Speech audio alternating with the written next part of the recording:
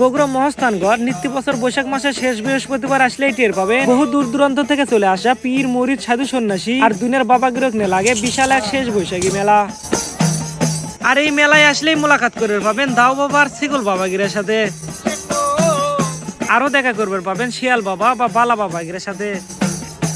এই মেলাতে আসলে আধ্যাত্মিক লোক আর কোবরেজেরা কিন্তু অভাব উঠতে পাবেন না।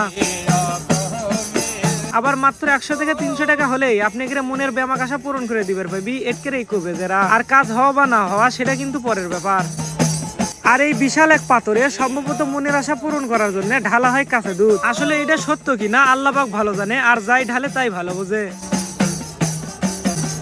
আর এই বিশাল বটপাকুর গাছের নিচেই বসে দুইটা বয়স্ক দাদু, আর এই দুইজনের সাথে থাকে একটা বয়স্ক দাদি যার কামই থাকে এই লাঠির খালি তেল মারা।